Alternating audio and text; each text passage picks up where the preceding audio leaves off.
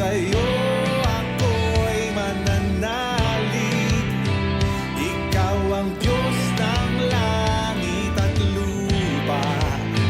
Ikaw ang Diyos na makapangyarihan.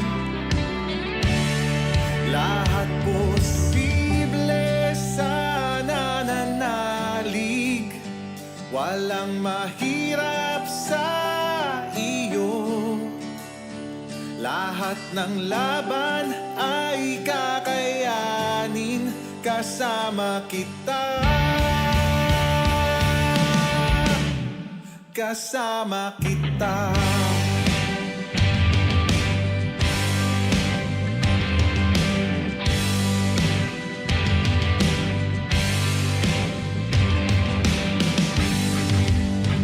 Walang bagyo na hindi tatahan. Mararanasan ang kapayapaan. O lahat ay posible. Wala nang hihigit pa sa iyong ngalan. Jesus, sa'yo ang katagumpayan. O lahat ay posible. Kaya't sa'yo ako'y mananalig.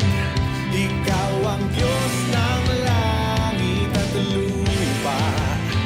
Ikaw ang Diyos na makapangyarihan. Oh, lahat posible sa nananalig. Walang mahirap sa iyo. Lahat ng laban ay kakayanin kasama kita. Lahat posible sa nananalig. Walang mahirap sa iyo. Lahat ng laban ay kakayanin kasama kita. Kasama kita.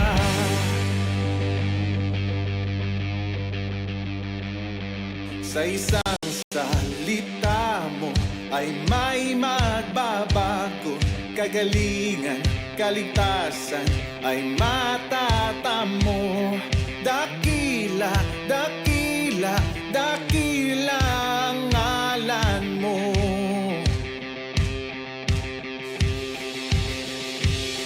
Sa isang salita mo ay may magbabago. Kagalingan, kaligtasan ay matatamo.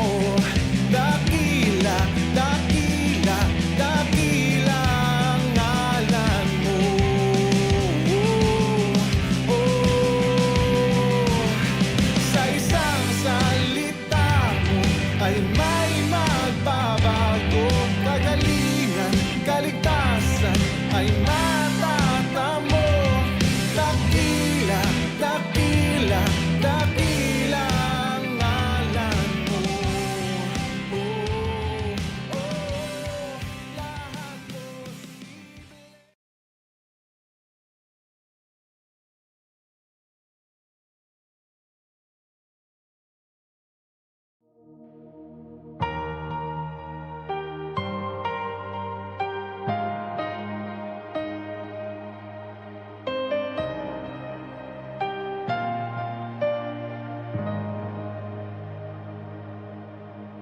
Sa bawat patak ng luha, sa aking kahinaan, sa bawat luhod at panalangin, di mo ako iniwan. Jesus, ika'y nariyan.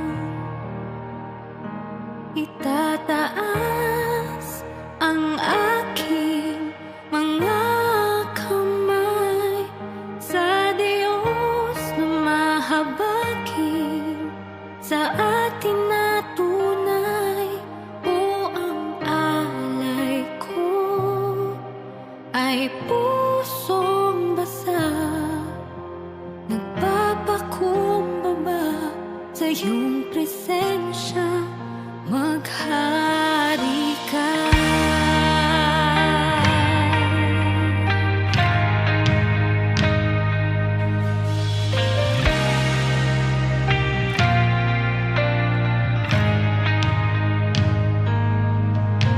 Sa bawat tanong ng buhay,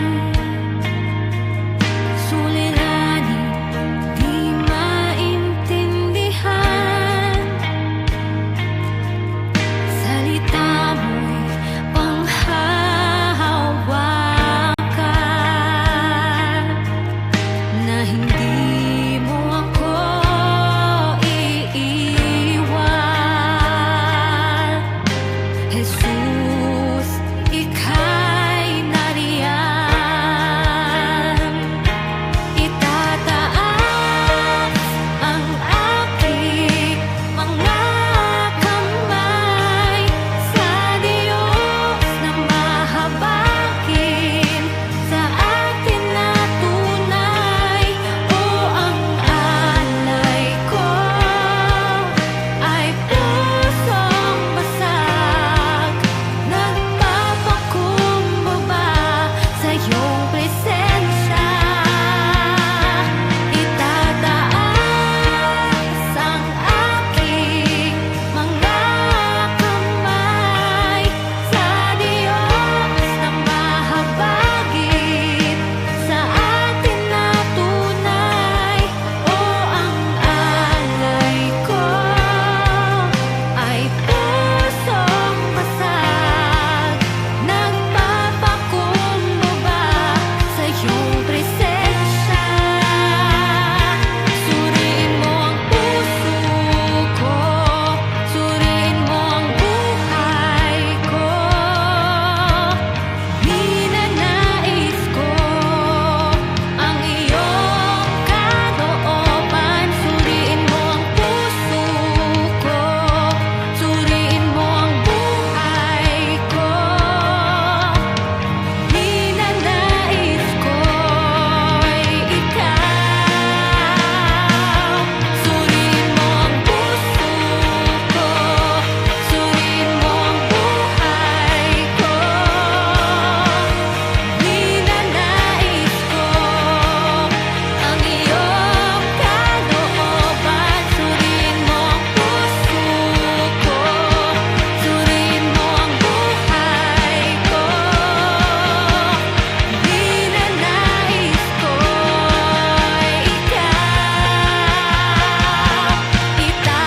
Itataas ang aking mga kamay sa Diyos na mahabagin sa atin na tunay. O ang alay ko ay pusong basag, nagpapakumbaba sa iyong presensya. Itataas ang aking mga kamay sa Diyos na mahabagin sa atin na tunay. O ang alay ko ay pusong basag, nagpapakumbaba sa iyong presensya. O ang alay ko ay pusong basag, nagpapakumbaba sa iyong presensya. Maghari ka.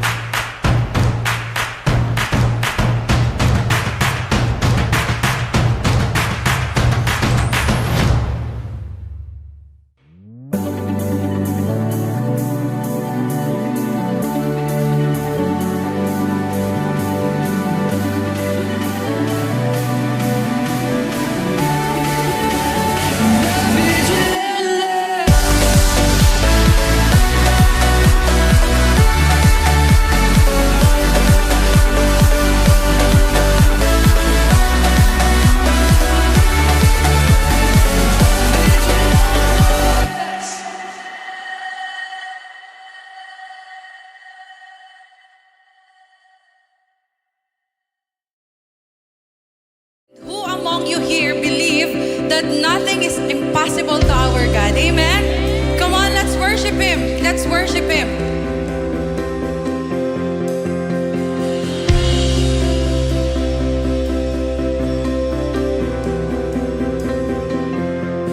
There is no shadow that has ever overcome your life, and there is no rival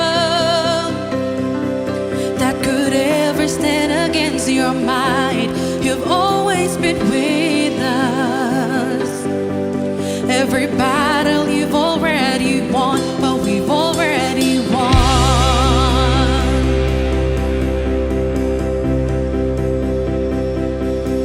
There is no weapon that has ever left a mark on you, and there is no army with the power to conquer truth.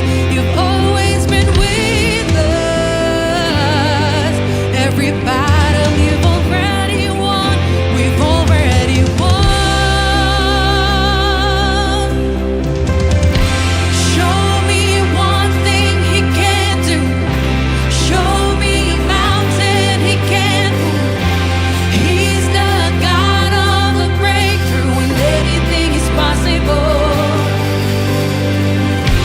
Show me one thing that's too hard. Show me waters He can't part.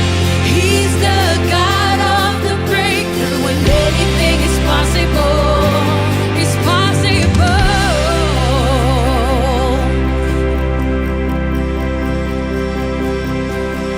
There is a kingdom that's advancing at the speed of light, and in His kingdom, yeah, every dead thing is bound to rise. Oh, God of Redeemer,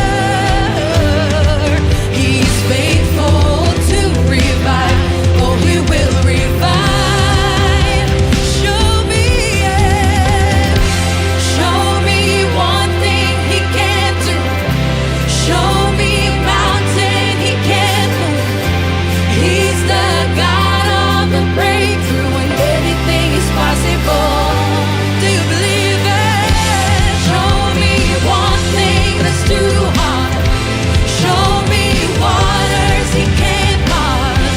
He's the God of the breakthrough, and anything is possible. It's possible. Come on, church. Let's sing this. Now all of my fear I will turn into praise. Shake off despair as I sing out your name.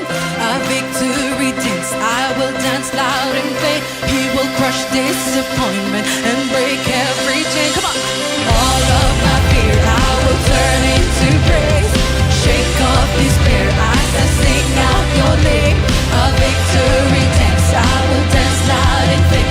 He will crush disappointment and break every chain. Now all of my fear I will turn into praise. Shake off despair as I sing out your name. A victory dance, I will dance loud in faith. He will crush disappointment. Show me one thing He can't do. Show me a mountain He can't move. He's the God of the breakthrough, anything is possible. Show me one thing that's too hard. Show me waters He can't part. He's the God of the breakthrough, anything is possible. It's possible.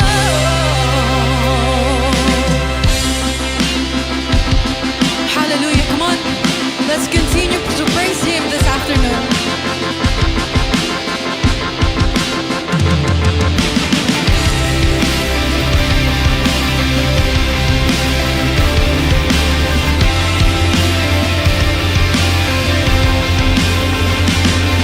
Let praise be a weapon that silences the enemy. Let praise be a weapon that conquers all anxiety. Let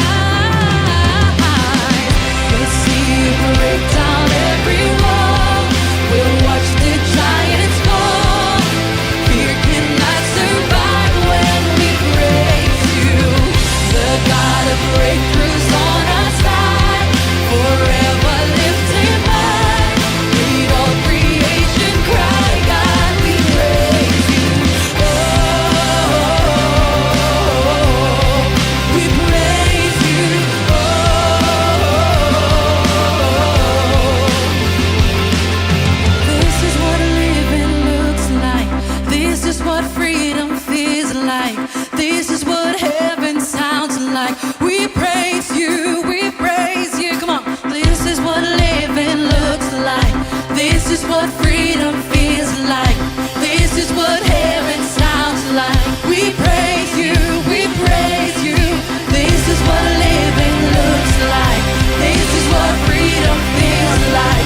This is what heaven sounds like. We praise you, we praise you. This is what living looks like. This is what freedom feels like. This is what heaven sounds like. We praise you, we praise you. We'll see you break down every wall. We'll watch the giants fall. Fear cannot survive when we praise you. The God of breakthroughs on our side, forever lifting high. With all creation cry, God we praise you. We'll see you break down every wall. We'll watch the giants fall. Fear cannot survive when we praise you. The God of breakthroughs on our side, forever lifting high. With all creation cry, God we praise you. We praise you. We praise you. We praise you. We praise you.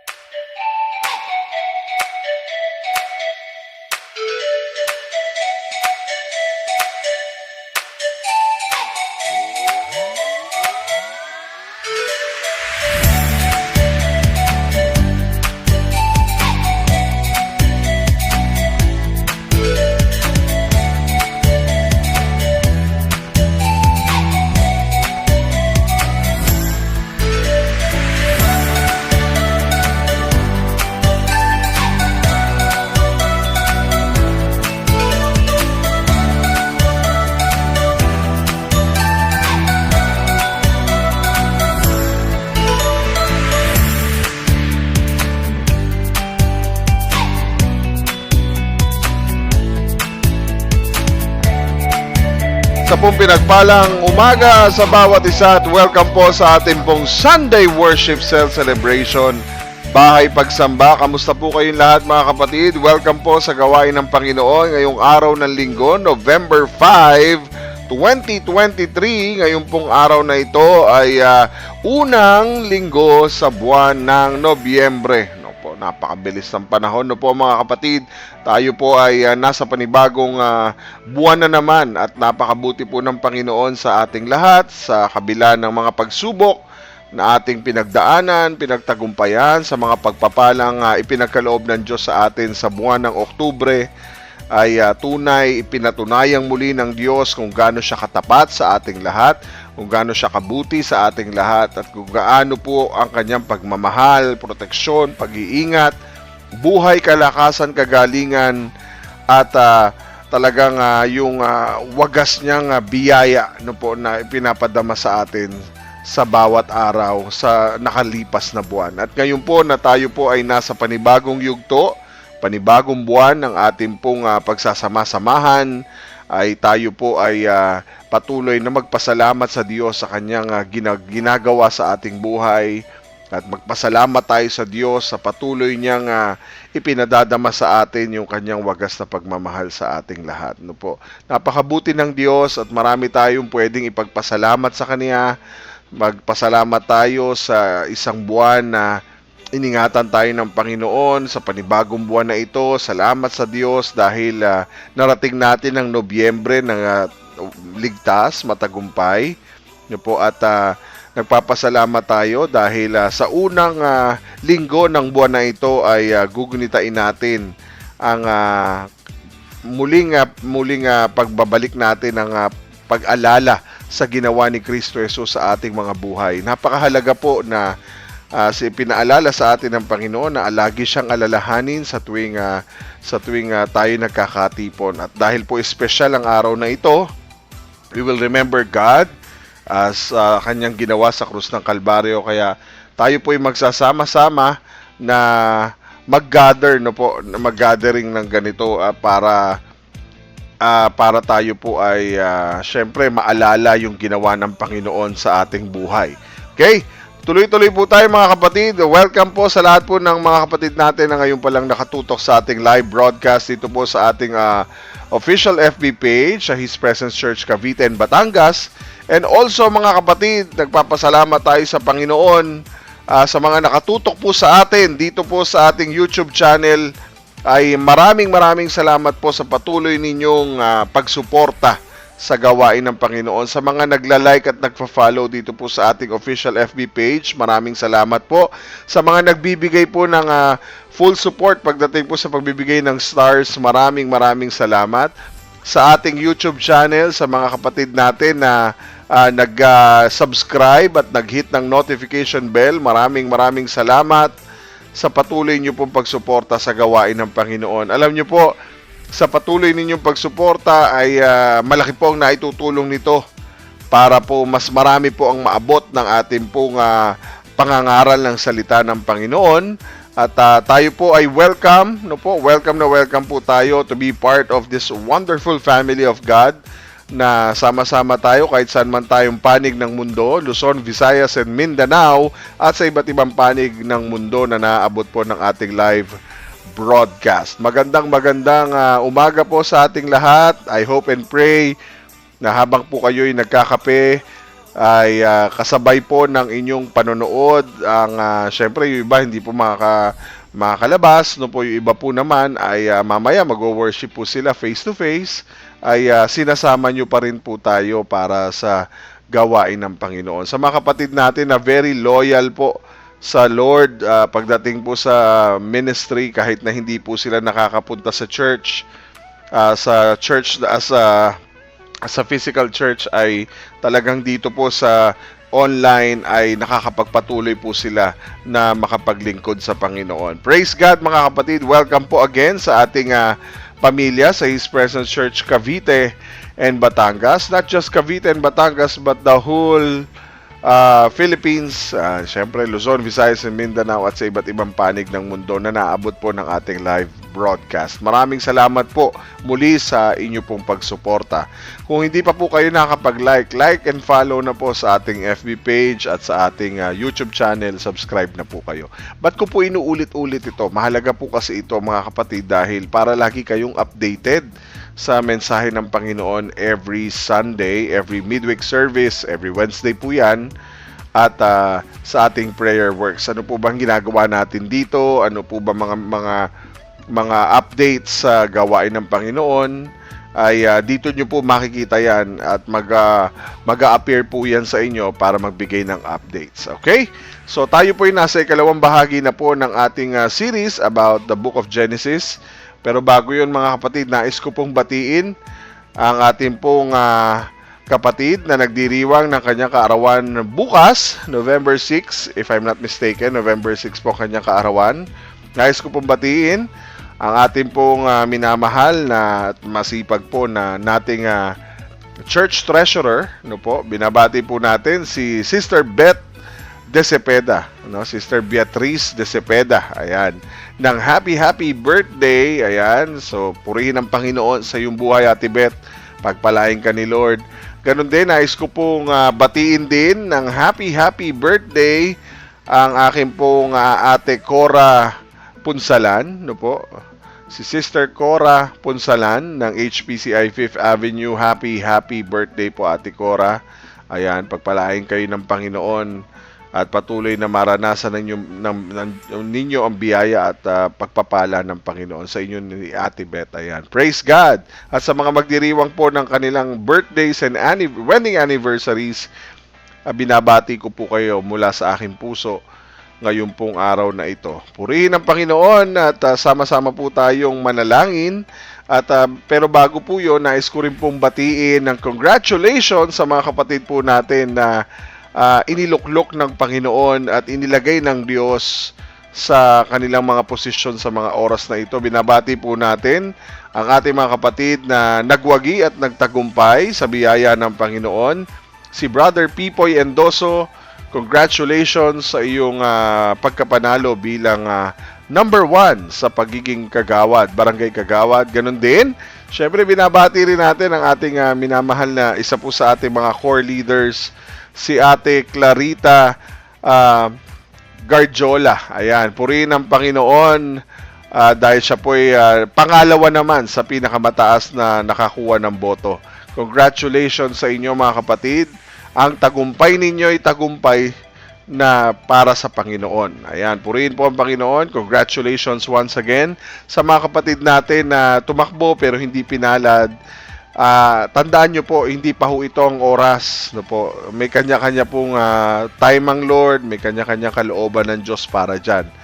Ngayon, mga kapatid, maaaring marami pang itinuturo ang Lord, kaya huwag po kayong mawawalan ng loob. Pwede po tayong tumulong, pwede tayong maglingkod sa bayan, sa Diyos at sa bayan, sa pamagitan po ng ating buhay kahit wala po tayo sa posisyon. Ayan, purihin po ang Panginoon.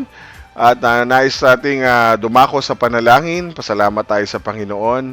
Nais ko rin pong batiin pala ng congratulations si kapatid na si Mac. Ayan, si kapatid na Mac na nanalo po ng barangay captain. Ayan. Congratulations sa ating kapatid na si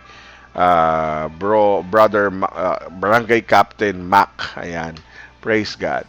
Tuloy-tuloy po tayo sa ating pananalangin. Let us all pray and ask the Lord for His wisdom, knowledge, and understanding.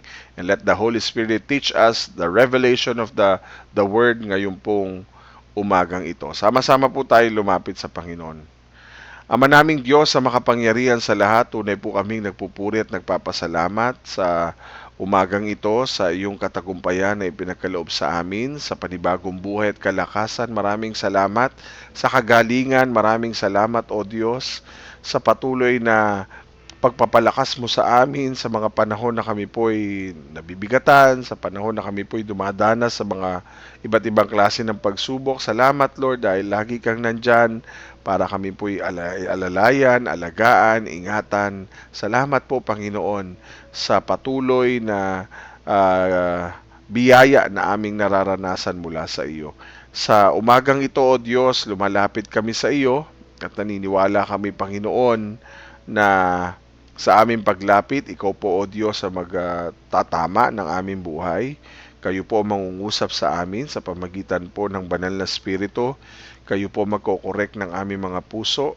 Kaya Lord, kami po ay inyong patawarin sa lahat ng aming mga pagkakamali, sa lahat ng aming naging kasalanan, isip, salita at gawa. Pakalinisin mo kami ng iyong banal na dugo at gawin niyo po kaming patuloy Lord na humingi ng tulong sa iyo upang ang aming buhay ay patuloy mong maayos, mabago, matuwid, maitama, Panginoon, at makalakad po kami ng naayon sa inyo pong kalooban.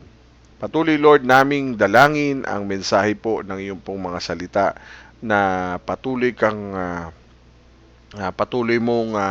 pinagpapatuloy mong ipaunawa sa amin, aming banal na Espiritu. Salamat sa aming dahil kayo po ang aming guro, kayo po ang aming pastor, aming banal na Espiritu, kayo po ang nangungusap sa amin, kayo po ang nagpapaunawa sa amin. Ikaw po ang nagbibigay sa amin ng kapahayagan ayon sa nais at kalooban ng Diyos na dapat po naming maintindihan. Salamat, salamat Panginoong Hesus because ikaw ang patuloy na nagbibigay sa amin ng tamang way, tamang halimbawa para may sundan kami, Panginoon, at ikaw ay talagang patuloy na maluwalhati. Ang pangalan mo ang siyang maitaas sa aming kalagitnaan at patuloy, Lord, na sa iyong pagtuturo sa amin, our dear Holy Spirit, ay talagang mai-glorify ang pangalan ni Kristo Jesus sa buhay ng iyong mga anak, Panginoon. Maraming salamat. Pangunahan niyo po ang inyong lingkod, mangusap po kayo at patuloy na ikaw po magsalita sa amin ngayong pong araw na ito. Let your wisdom, your power, your anointing na patuloy po naming maranasan at maranasan pa sa umaga pong ito. Lord, sa iyong lahat ng papuri, sa iyong lahat ng pasasalamat, sa lahat ng ito na nangyayari sa aming buhay. In Jesus Christ's name we pray. Amen. Amen and amen. Ayan. Praise God mga kapatid. Again, welcome sa ating pong unang linggo sa buwan ng Nobyembre sa ating Sunday Worship Cell Celebration, Bahay Pagsamba. Ngayon pong umagang ito mga kapatid, bago tayo magpatuloy, nais ko pong kung nandyan na po kayo, no po, nakapaghanda po ba kayo ng inyong, syempre, ating unang linggo, tayo po ay aalalahanin natin ang ating Panginoong Jesucristo sa krus ng Kalbaryo, ang tinapay at ang saro, no po, ihanda na po natin yan mamaya pagkatapos po ng ating pakikinig ng salita ng Diyos ay tuloy-tuloy po nating itong gagawin, no po. At mamaya po pakihanda nyo po yan, ang tinapay at ang saro para po sa ating pag-alala mamaya sa pagkatapos po ng ating mensahe na matatanggap mula sa Panginoon. Last week po mga kapatid, pinag-aralan po natin, syempre nagpapatuloy po tayo sa series po about the life of Abraham, at isa po sa mga pinag-usapan po natin is syempre under po ng God's covenant commitment. Alam naman natin ang Diyos ay talagang very committed sa kanyang kasunduan, sa kanyang tipan, na tuparin ang kanyang mga pangako sa ating buhay. At nabasa po natin through the life of and experience ni Abraham, no po, na kung paano siya nakipag-usap sa Panginoon at paano siya kausapin ng Diyos, ay nakita po natin kung gaano po ipinakita ng Diyos ang kanyang commitment towards sa kanyang pangako sa buhay po ni Abraham. Okay? So, last week, pinag-aralan din natin yung sinabi ng 2 Corinthians 1:20 na gaano man karami ang pangako ng Diyos, tutuparin niya ang lahat ng ito sa pamagitan ni Kristo. Kaya nga masasabi natin na tapat ang Diyos at ito'y nakapagbibigay ng kapurihan sa Kanya. Pinag-aralan po natin yung part 1 ng Genesis 15, 1-6 na kung saan unang bahagi ng conversation between God and Abraham. No po, ipinag-aralan po natin kung paano po si Abraham ay naniwala sa Diyos at pinaniwalaan, nanalig si Abraham sa Diyos, kaya tinuring siya ng matuwid ng Panginoon sa kabila ng kanyang mga complaints, sa kabila ng kanyang mga doubts, sa kabila ng kanyang fear, ay pinatunayan ng Diyos sa kanya na tunay at tapat ang Diyos sa kanyang pangako para sa buhay ni Abraham. Okay? So, pinag-aralan din po natin kung paano nagsalita ang Diyos. Sinabi ng Diyos kay Abraham na huwag siyang matakot, fear not Abraham. Sinabi rin ng Panginoon sa kanya that God is his shield, no po. Siya ang magiging kalasag niya ni Abraham, no? Kaya hindi siya kailangan matakot. Pinaunawa rin sa atin last Sunday ng Lord yung about sa reward na nais ng Panginoon ay pagkaloob sa kanya, no po. At pinakita sa kanya ng Panginoon that si God ang kanyang great rewarder, no po. At his greatest reward is God, no po, sa kanyang buhay. So after God speaks, naalala niyo po, Abraham complains, no, nag-complain, nagreklamo, no. Dumaing si Abraham sa Panginoon pagkatapos niyang marinig yung pangako ng Panginoon sa kanya, and then again God speaks, and also after that pumasok na po dyan yung faith and grace ng Panginoon sa buhay ni Abraham, no po. Ngayon po mga kapatid, pag binalikan po natin, ang part 2 po ng ating pong mensahe is all about Abraham receive reassurance, no po. Alam naman natin ang kanyang pananalig sa Panginoon at ang pagturing sa kanya ng Diyos na matuwid ay talaga namang pagpapakita kung gaano kapasensyoso ang Diyos kay Abraham. Katulad sa atin, no po, kahit na gaano karami yung ating mga naging reklamo, naging pagkukulang, naging pagdududa, dami ng ating mga takot, nakikita natin lagi handang-handa ang Diyos na ipadama sa atin yung kanyang biyaya, no? Yung justifying grace.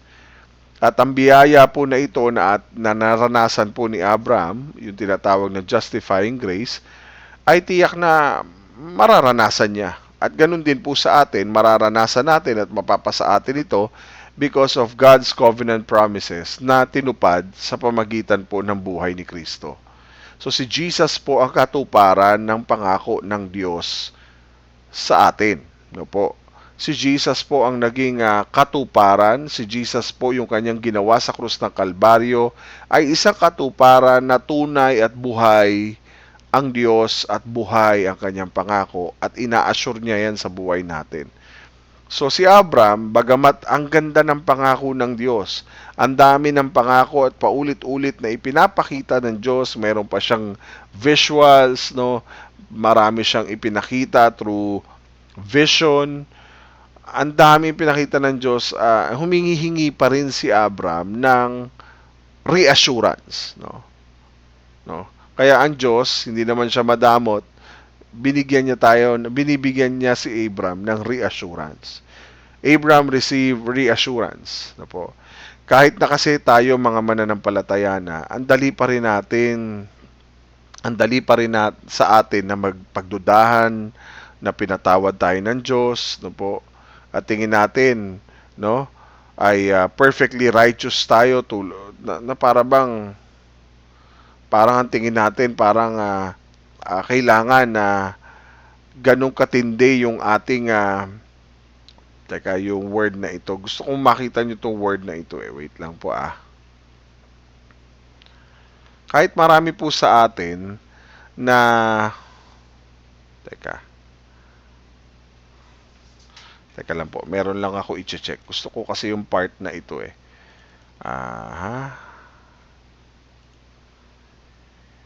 Okay. So, okay. Wait lang po. Ayan. So, kahit alam po natin na ang Diyos ay tutupad sa kanyang mga pangako sa buhay natin, madalas nating pinagdududahan ang kakayanan ng Diyos na gawin ang pangako niya sa ating buhay.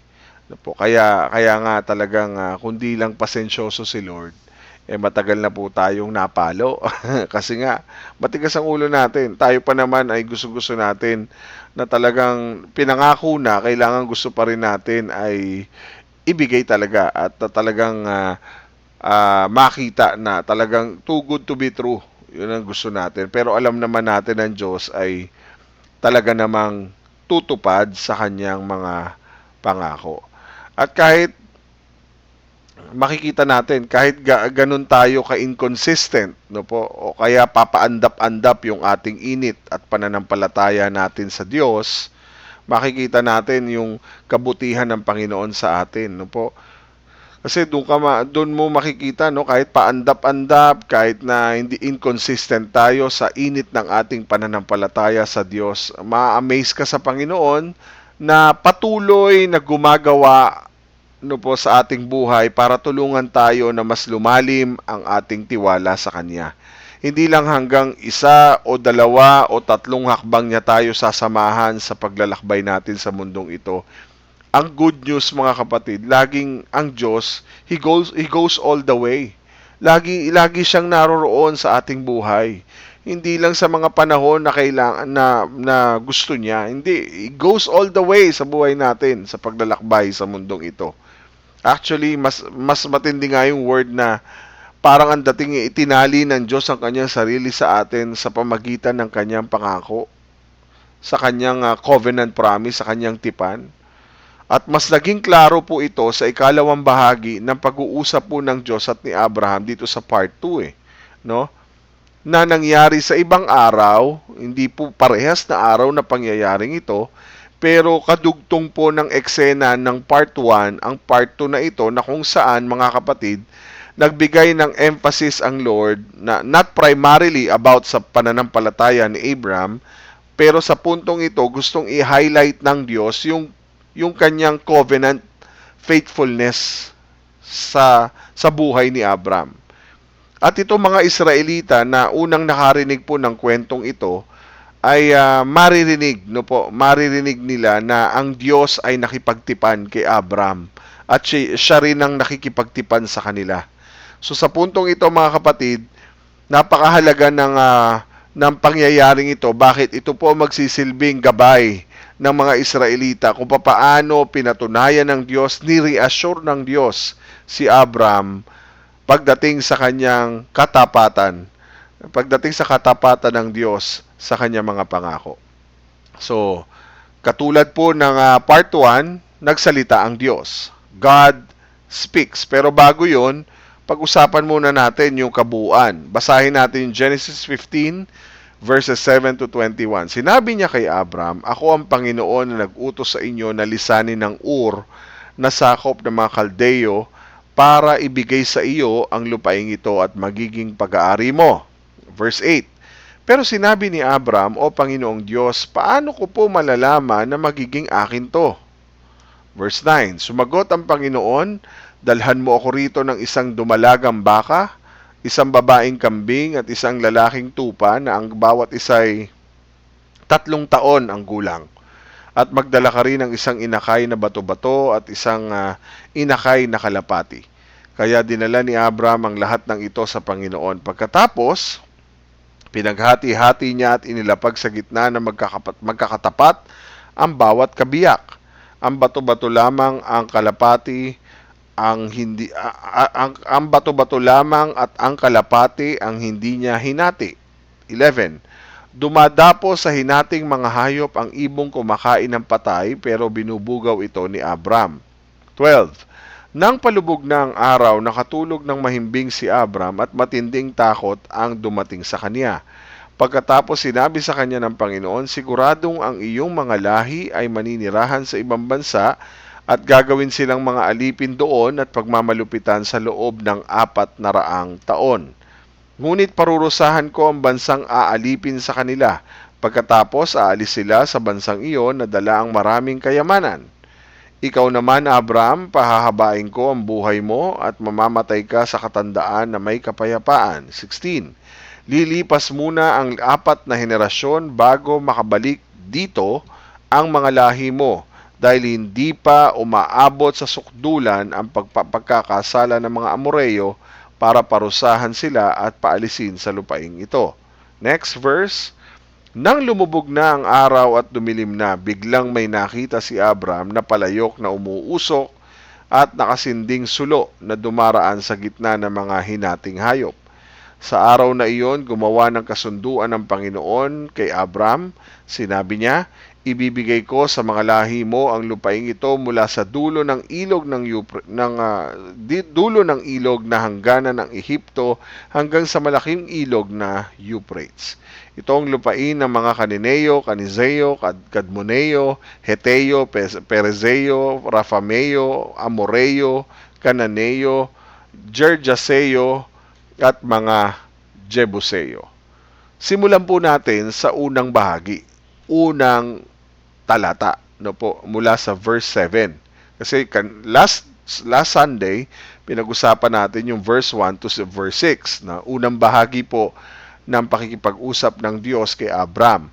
Ngayon naman po yung pangalawang bahagi ng eksena na kung saan magkaibang araw po ito, no po, na ipinapakita ng Diyos, hindi po yung pananampalataya dito ni Abram, kundi pinapakita po ng Diyos, ang binibigyan po ng emphasis ng Lord dito o highlight ay yung kanyang katapatan sa kanyang pangako para sa kay Abram at sa kanyang lahi. Okay? At para ipakita rin sa mga Israelita na itong mga Israelita ang unang nakarinig ng kwentong ito na maririnig din po nila. Maririnig nila na ang Diyos ay nakipagtipan kay Abram na siya ring nakipagtipan sa kanila sa mga panahong iyon. So tingnan po natin yung unang bahagi. God speaks. Okay? Every time God speaks, meron siya talagang instruction na sinasabi. Sabi po ng Lord, sinabi pa niya kay Abram, no? "Ako ang Panginoon na nag-utos sa iyo na lisanin ng Ur na sakop ng mga Kaldeo para ibigay sa iyo ang lupaing ito at magiging pag-aari mo." Okay? Di ba't ganyan din lagi ang bungad o preamble ng covenant ng Diyos sa Israel? Na paglabas nila sa Egypt at nang ibigay sa kanila yung 10 utos, no? Ipinakita sa Exodus 20 verse 2, di ba? Sabi nga, ako si Yahweh, ang inyong Diyos na naglabas sa inyo sa Ehipto, nagpalaya sa inyo mula sa pagkaalipin. Laging ito ang simula ng mga pangako ng Panginoon. Ibig sabihin, hindi siya nanunumbat, kundi ipinapaalala niya na siya ang Panginoon na naglabas sa iyo sa Ehipto, ganun din kay Abraham, siya ang Panginoon na nag-utos na lisanin niya ang Ur, na dating tirahan ni Abraham at ang kanyang pamilya, na sakop ng mga Kaldeo para ibigay sa iyo ang lupaing ito at magiging pag-aari mo. Okay? So ang Diyos, ang ibig sabihin dito, ang Diyos ang nag-i-initiate. Ang Diyos ang gumagawa para ipakilala ang kanyang sarili kay Abraham. Let me remind you, parang ganun lagi no?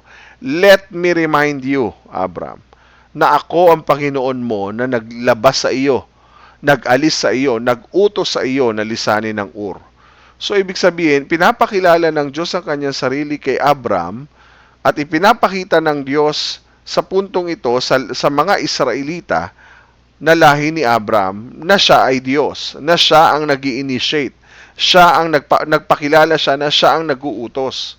Ako ang Diyos na nagsasabi nito. Ang Diyos ang mismong nagdesisyon nito. Ang Diyos ang mismong nagtatakda nito. Ang Diyos ang nagtakda, ang Diyos ang nagdesisyon, ang Diyos ang nagplano, ang Diyos ang gumawa ng paraan para ilipat si Abraham mula sa Ur, no, mula sa Ur patungo sa Promised Land, sa lupang pangako sa Kanaan. So ganun din sa Israel, na lahi ni Abraham. So mula sa Ehipto, inilipat sila patungo sa Promised Land. So, si Lord pa rin ang nagdesisyon, si Lord ang nagtakda, si Lord ang nagplano, si Lord ang gumawa. Siya gumawa ng paraan. So, ibig sabihin, ipinangako ng Diyos na hindi lang ang maraming lahi kay Abraham, hindi lang yun ang pangako ng Diyos kundi hindi lang pati lahi ang pinangako, kundi yung titirahan ng kanyang lahi. Yan ang pangako ng Panginoon. Sabi, ibibigay ko sa iyo hindi lang yung lahi, kung hindi pati yung lupain na lupang pangako. Ang lupa sa Kanaan, no? Ibibigay sa iyo ang lupain ito. Ang sabi nga sa ibang salin, no, na yung to your offspring I will give this land, sabi sa Genesis 12:7. So, wala pa noon ng Israel sa Promised Land, hindi pa sila kasama doon, pero hindi sila dapat matakot, hindi sila dapat mag-alinlangan, dahil yon ay binigay sa kanila ng Diyos. Desisyon yun ng Diyos, nagtakda noon ay Diyos, ang nagplano noon ay Diyos, at ang gumawa ng paraan doon ay ang Diyos. Ibig sabihin, isang paalala kay Abraham na ako ang Panginoon na nag-utos nito sa iyo. Ako ang Panginoon mo na nagsabi sa iyo nito. So kung ako ang nagsabi sa iyo na lisanin mo ang isang lugar at pinapadala kita doon sa lugar na ito, ibig sabihin ako ang gagawa ng paraan. Ako ang kikilos, ako ang gagawa, ako ang magtatakda, ako ang nagpaplano, ako ang nagdedesisyon. Inuulit-ulit ko po, ibig sabihin, ito, siya si Lord, siya ang Diyos. No? So, wala tayong dapat ikatakot dahil wala tayong dapat ipag-alinlangan kasi alam natin na ang Diyos ang nagbibigay, Diyos ang may takda, Diyos ang gumawa. Pero sa verse 8, pag kayo po'y pumunta sa verse 8, si Abraham humihingi po siya ng reassurance. No? Abraham asking for reassurance. Kahit sinabi pa ng Diyos, kahit pinaalala sa kanya ng Diyos, katulad ni Abraham, katulad nating mga tao, madalas naghahanap pa rin tayo sa puso natin na magkaroon tayo ng matibay na katiyakan. Na parang bigyan nyo kami ng matinding katiyakan, no? Yung assurance. Alam nyo po, ang mga tao, to see is to believe lagi Maniniwala lang yan kapag andyan na. Maniniwala lang yan kapag nakita niya na ang katotohanan. Madalas, maraming tao ay skeptic, di ba? Maraming tao na, teka, dapat nakikita ko muna. dapat may matibay munang katiyakan. Alam niyo po, sa panahon natin, sa sitwasyon natin bilang tao, natural yun eh. To see is to believe. No? Kasi, bakit kailangan ng tao, bakit ang tao mahilig na makita muna ang matibay na katiyakan bago siya maniwala? Kasi nga, wala tayong alam sa nangyayari sa mundong ito. We don't know everything. We don't see everything. Tama? Hindi mo nakikita ang lahat. Hindi mo alam kung anong mangyayari sa iyo bukas. So, you need to know if you have an assurance. Si Abraham, marami na siyang pangako ng Diyos, pero isa pa rin ang hiningi sa kanya. Kahit na sinasabi ng Panginoon, ako ang nag-alis sa'yo dito, ako ang nagpapapunta sa iyo doon, sa lupang pangako. So, ako to. Gawa ko to, kilos ko to, paraan ko to, decision ko ito. Pero after that, humihingi pa rin si Abraham ng matibay na katiyakan. No, so sabi doon, ganun din, parang yung unang eksena, nagko-complain, eto naman, nanghihingi ng assurance, ng katiyakan, ng reassurance. Okay? So sabi niya, sa verse 8, sinabi ni Abraham, O Panginoong Diyos, laging ganun eh, no? Same thing, same word na ginamit niya doon sa unang bahagi po ng ating pong mensahe last Sunday. O Panginoong Diyos, He honors God pa rin. Pero sa kabila noon, paano ko po malalaman na magiging akin to? Yan. So, ano to eh, sigurista na itong si Abraham eh, no? Of course, paano niya malalaman na magiging kanya to? So, napakahalaga, you should take God at His word. So, ibig sabihin, pag sinabi ng Diyos, gagawin niya. Pag sinabi ng Diyos, hindi niya nga lang gagawin, garantisado yon. Tama? So, amen? Pero hindi naman siya sinaway ng Diyos sa pagkakataong ito. Hindi naman siya sinaway ng Diyos eh. Hindi naman nainis ang Diyos sa kanya. Ano ba naman to? Tigas ng ulo nito. Sinabi ko ng, di ba? Ayaw pang maniwala. Bahala ka. Paulit-ulit na lang ako. Basta maniwala ka na lang. Sa tao kasi hindi po ubra yan eh. No? Hindi ubra sa atin yan. Ano ba? Kung ayaw mo maniwala, bahala ka. Ganyan tayo. Sinabi ko na nga sa'yo, ayaw mo pang paniwalaan. No? Nagitatanong ka na naman. Meron ka na namang iniisip. Paulit-ulit ka na lang. Basta maniwala ka na lang. Hindi tayo marunong maghintay. Naiinip tayo dahil gusto natin agaran. Gusto natin may katiyakan. No? Buti na lang, hindi ganito ang Diyos. Hindi ganito ang ugali ng Panginoon. No? Hindi hihintayin na sariling effort mo para tumibay ang tiwala mo sa Diyos. Kasi pag inintay ng Diyos sariling effort mo, nako, hindi uubra. Para tumibay ang panantiwala mo sa Diyos, hihintayin niya sarili mong effort. Sa totoo lang, ang Diyos pa ang gagawa para i-assure ka na totoo ang kanyang mga pangako. Amen. In verses 9 to 21, it's all about God doing everything para mas tumibay ang assurance na meron si Abraham. So, sa susunod na mga talata, makikita natin. Again, sa susunod na mga talata, it's all about God doing everything para mas tumibay ang assurance na meron at nais ng puso ni Abraham. So, kaya gumawa ang Lord ng instruction. Here's the instruction. Ang Diyos ang gumawa. Okay? So, ang una niyang ginawa ay nagbigay siya ng instruction kay Abraham sa verse 9. Let's check. Verse 9. Anong instruction ang pinagawa sa kanya ng Lord? Gusto mo ng reassurance? Okay, I will give you a reassurance. Okay. Here's the instruction. Sumagot ang Panginoon. Abraham, dalan mo ko rito ng isang dumalagang baka. Si Abraham po kausap niya. Humihingi ng reassurance. Kung totoo ba, paano niya malalaman ay binagkakaloob ba ibibigay sa kanya yung lupang pangako. Ito, sabi ng Diyos, dalan mo ko rito ng isang dumalagang baka. Okay? Isang dumalagang baka, isang babaeng kambing. Okay? Dalawa na. Isang lalaking tupa, tatlo. Na ang bawat isa sa ito, ang baka, kambing, at tupa, ay dapat, bawat isa sa kanila ay 3 taon ng gulang. At sabi ni Lord, magdala ka rin ng isang inakay, yung bagong panganak ba yun? Oo, inakay, na bato-bato, yung bata-bata pang bato-bato. At isang inakay na kalapate. Okay?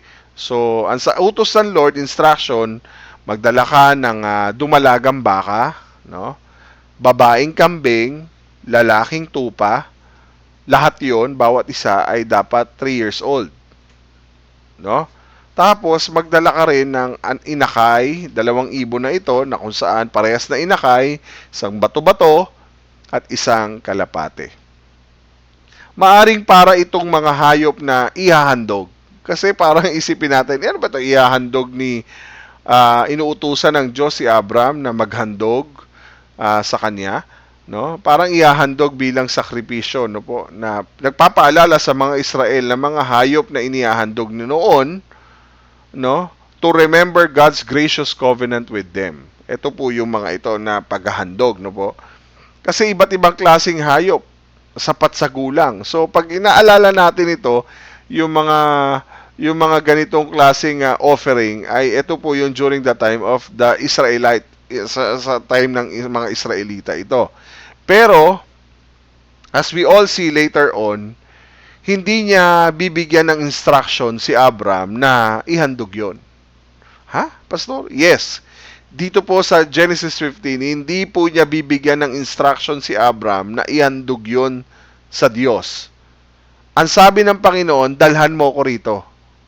Okay? Sa lugar na yon, dalhan mo ako rito. Okay?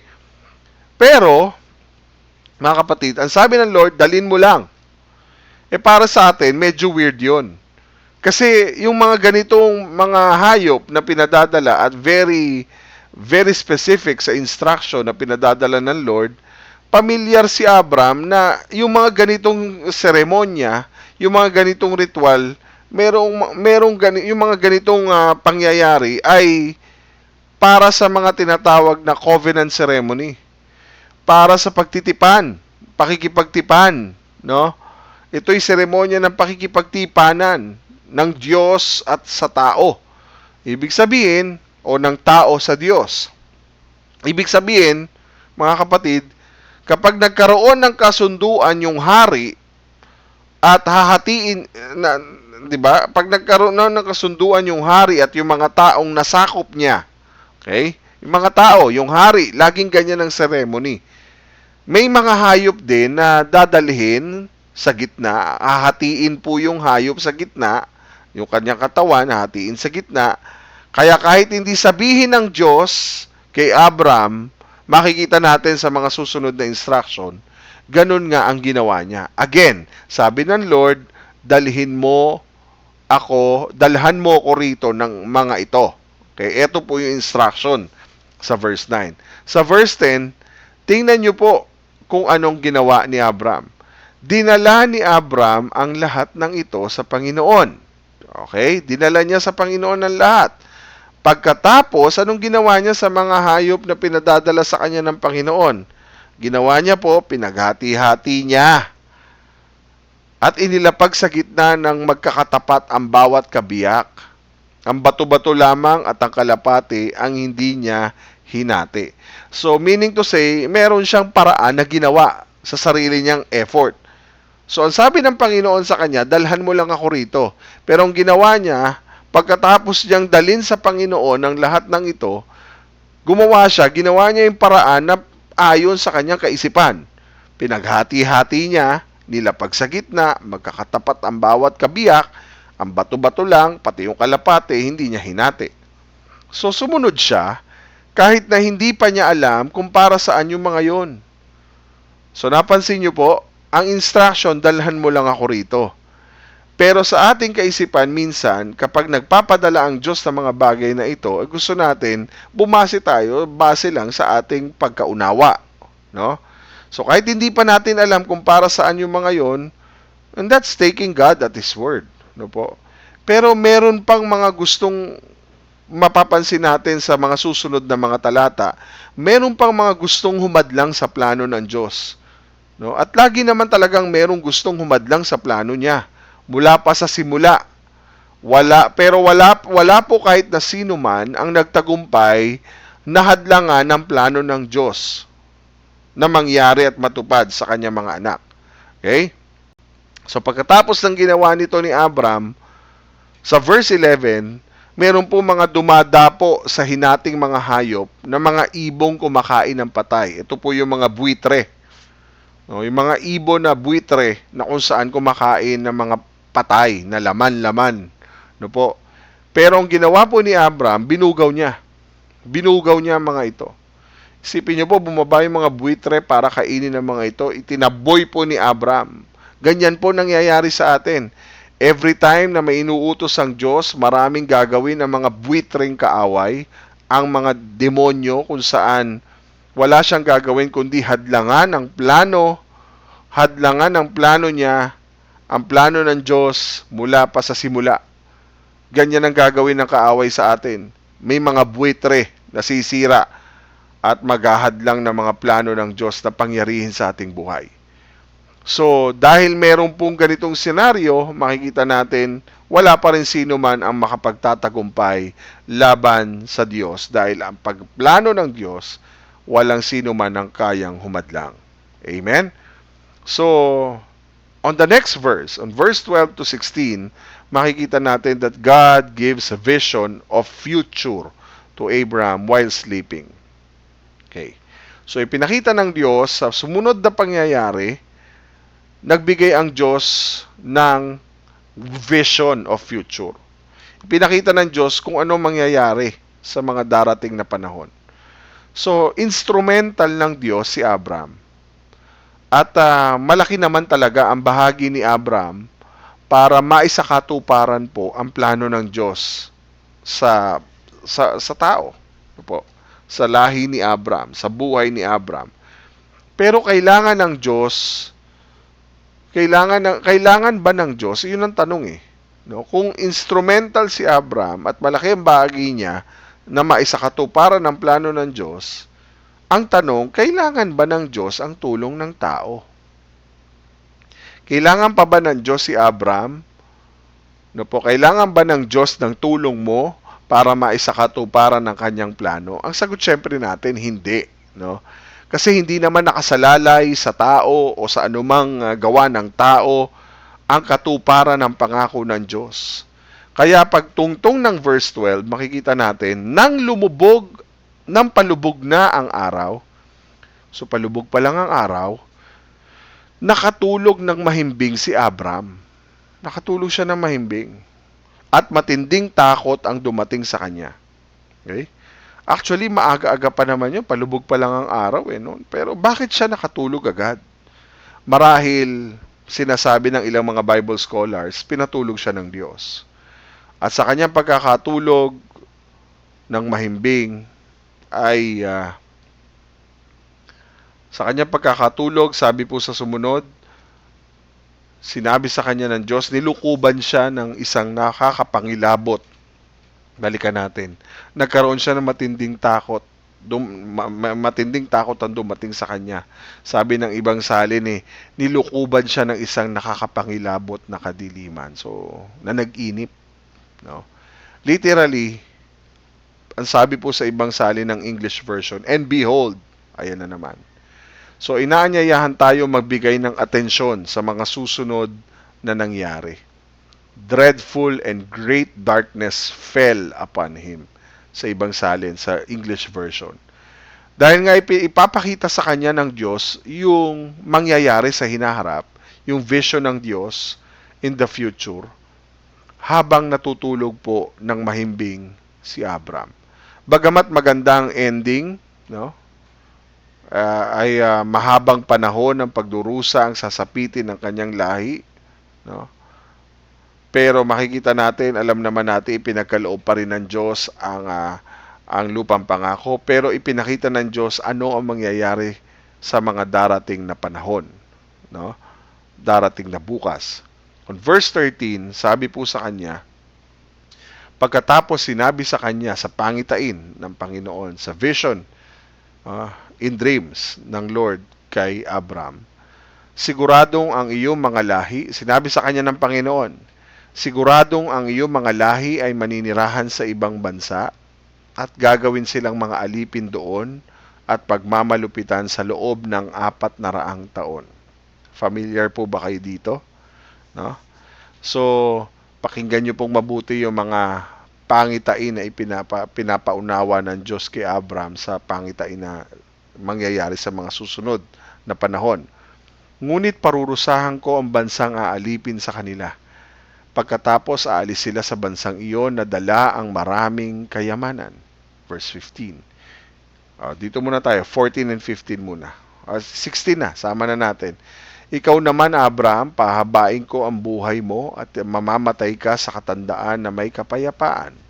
Verse 16, lilipas muna ang 4 na henerasyon bago makabalik dito ang mga lahi mo dahil hindi pa umaabot sa sukdulan ng pagkakasala ng mga Amoreo para parusahan sila at paalisin sa lupaing ito. Actually, ang maganda dito, may privilege po si Abraham na makita po yung vision of the future.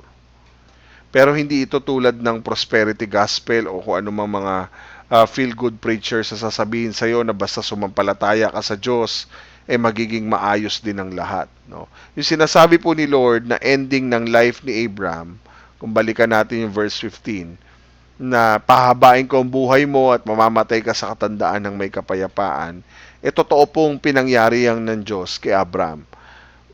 If you can see Genesis 25 verse 7 to 8, makikita po natin na buhay si Abraham ng 175 years old. Namatay siya sa katandaan na kontento sa buhay at kasama na ang kanyang mga kamag-anak na sumakabilang buhay na. So namatay po siya sa katandaan na kontento sa buhay. Tapos puno may kapayapaan. So yung makikita po natin na totoo. How we wish, mga kapatid, na ganyan din po tayo, no?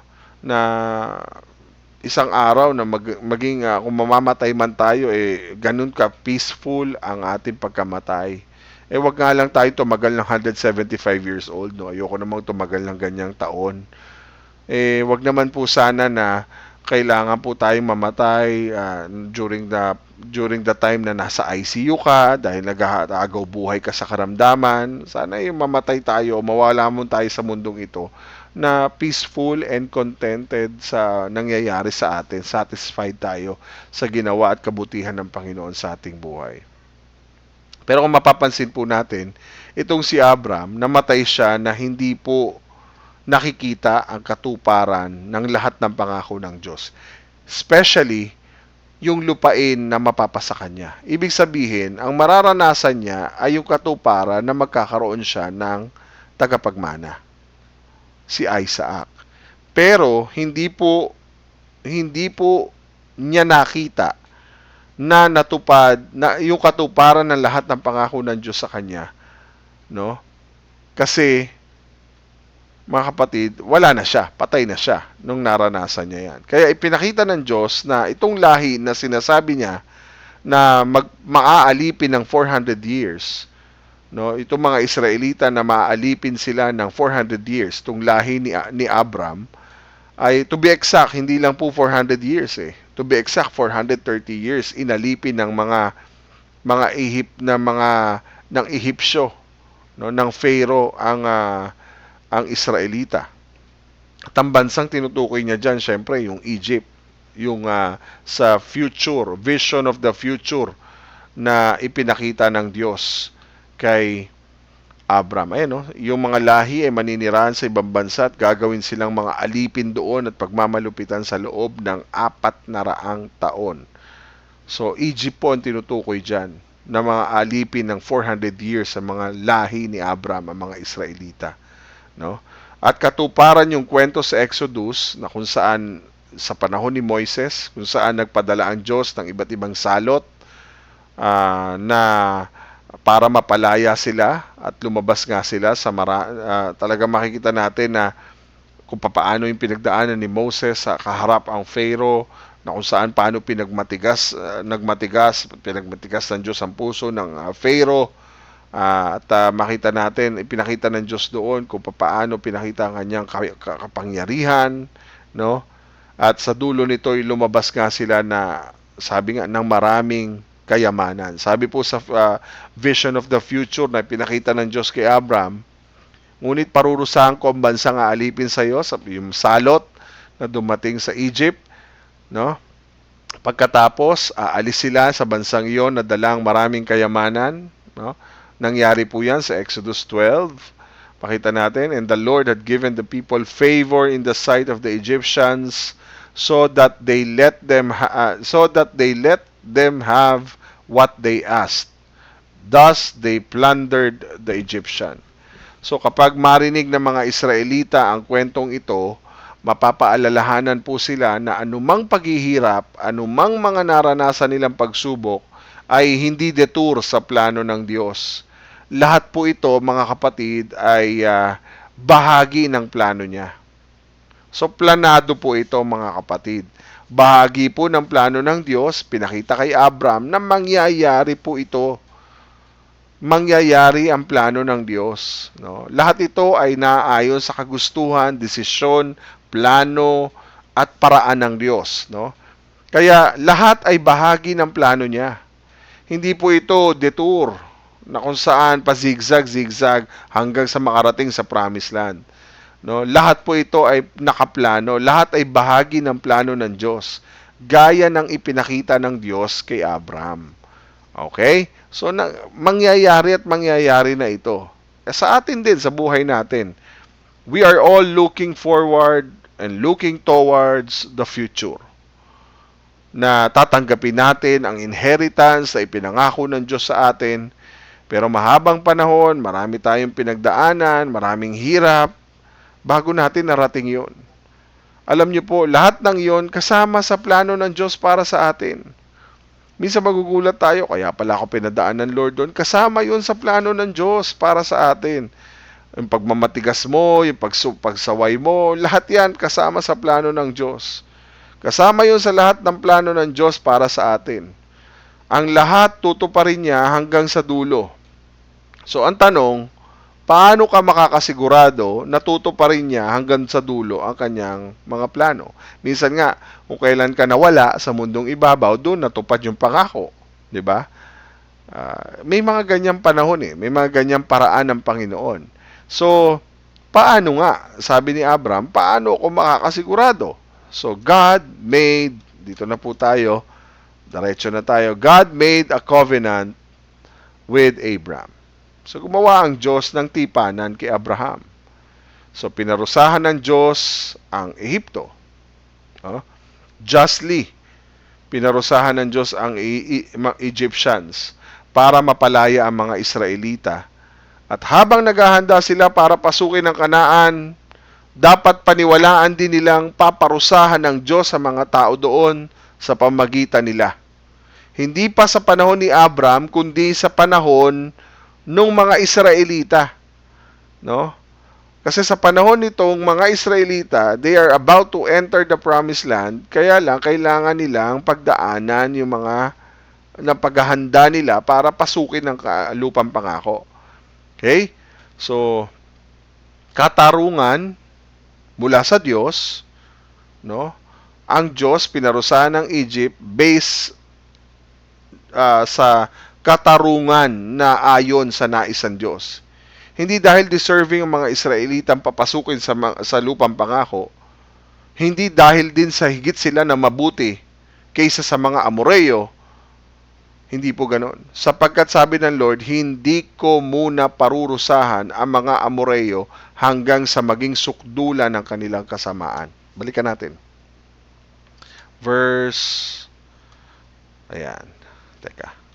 Doon muna tayo sa verse, di ba? 17. Nang lumubog na ang araw at dumilim na, biglang may nakita si Abraham na palayok, na umuusok at nakasinding sulo na dumaraan sa gitna ng mga hinating hayop. Sa araw na iyon, gumawa ng kasunduan ng Panginoon kay Abraham. Sinabi niya, ibibigay ko sa mga lahi mo ang lupaing ito mula sa dulo ng ilog na hangganan ng Ehipto hanggang sa malaking ilog na Euphrates. Ito ang lupain ng mga Keneo, Kenizeo, Kadmoneo, Heteo, Perizeo, Rafameo, Amoreo, Cananeo, Gergeseo, at mga Jebuseo. So, itong mga Amoreo Actually, yung Amoreo ay representative ng lahat ng mga lahi na nakatira doon. Balikan natin, di ba? May sinabi sa last part. Aha, dito tayo. Saan ba yan? Ayan. Ayan. Tingnan nyo po Lilipas muna ang 4 na henerasyon bago makabalik dito ang mga lahi mo. Dahil hindi pa umabot sa sukdulan ng pagkakasala ng mga Amoreo para parusahan sila at paalisin sa lupaing ito. So, ipinapakita po dito, ang mga Amoreo ay representative ng lahat ng lahi na nakatira doon. Ito po yon, yung sa last part, sa verse 19 to 21, ang pinaka-representative po nila dyan sa lupang pangako, sa Kanaan, ay ang mga Amoreo. So, bago ang Israel magmay-ari at magmana ng lupaing pangako ng Panginoon, tatanggalin ng Diyos ang pagmamay-ari sa mga taga-Kanaan. Kailangan maalis po yun sa Kanaan, yung pagmamay-ari nila. So, ang mag-aalis po nun ay ang Diyos. So, may karapatan ang Diyos na gawin na alisin ang pagmamay-ari sa mga Kananeo o mga Canaanites. Bakit? Kasi ang Diyos ang creator He is the judge of all the earth. So, mararanasan ng Israel ang pagliligtas ng Diyos sa pamagitan ng pagpaparusa sa mga taong ito. Parurusahan ito ng Diyos. And this is salvation through judgment. Again, this is salvation through judgment. So kapag narinig mo ang ganitong klaseng pangako ng Diyos, gagawin niya talaga yan. Talaga namang reassuring yan. Alam natin na, di ba? Alam natin na merong mas kamangha-mangha dito sa covenant ceremony na ginawa dito during the time of Abraham. Hindi lang yun sinabi ng Diyos, kundi ginawa ng Diyos to demonstrate His all-out commitment to His covenant. Pag binasa niyo po yung verse 18, on that day the Lord made a covenant with Abraham. Gumawa ng kasunduan ang Panginoon kay Abraham on that day. Sa oras din yon, sa punto din yon, sa araw na yon, gumawa ang Diyos ng kasunduan. Ibig sabihin ko nga mga kapatid, kapag ginawa po yun, may hayop, hinati ni Abraham. So, ito po'y isang seremonya ng isang pakikipagtipan o pakikipagsundo ng hari sa kanyang mga nasasakupan. No? So, that time, yung made a covenant, no? Yung gumawa ng kasunduan na sinasabi ng Diyos, literal po yan sa sinasabi po na ginawa ni Abraham to cut a covenant. Ibig sabihin, kaya inati po ni Abraham yung hayop, no, sa kanyang katawan. Dinalawa. So, bahagi kasi ng covenant ceremony noon, kapag hinati sa gitna, no po, dadaan po kasi sa pagitan ng hinating hayop, kaya yun ang kaisipan ni Abraham may gagawin ng Lord na covenant ceremony. Kasi sanay nga po sa ganung tradisyon si Abraham. So, kabilang doon sa kanilang covenant ceremony, kaya sa pagkakahati ng hayop, dadaan po sa pagitan ng hayop na hinating hayop ang parehong partido sa covenant treaty. Dadaan sila doon sa gitna ng hinating hayop na parang dinedemonstrate nila, visually dinedemonstrate nila na kung meron mang isa sa kanila na hindi susunod sa napagkasunduan, ganun din ang mangyayari sa kanila. Tulad ng hayop, hahatiin din sila sa gitna. Kaya may paghati, may paglagari sa gitna during the time sa New Testament times. No? So, ibig sabihin, sino yung dalawang partido? So, sino dito ang nagkakasundo sa kasunduang ito? Walang iba kundi ang Diyos at si Abraham. Okay? So, meron silang kasunduan ng Diyos sa pamagitan ng paghahati ng hayop na dinala ni Abraham sa Diyos. Okay? So, ibig sabihin, tulog si Abraham Tama? Tulog siya. Hindi siya kasama doon sa dumaan. Paano siyang makikipagkasundo sa Diyos? Hindi naman siya kasama sa dumaan sa pagitan ng hinating hayop. O sino lang ang dumaan? So, sa verse 17, Sabi po doon, nang lumubog na ang araw, dumilim na, biglang may nakita si Abram na palayok na umuusok at nakasinding sulo na dumaraan sa gitna ng mga hinating hayop. Hindi po siyang dumaan. Meron po siyang nakita na dumaraan sa gitna ng mga hinating hayop. So ang Diyos, si Abram, tulog eh. Tama? Hindi niya kasamang dumaan sa pagitan ng hinating hayop.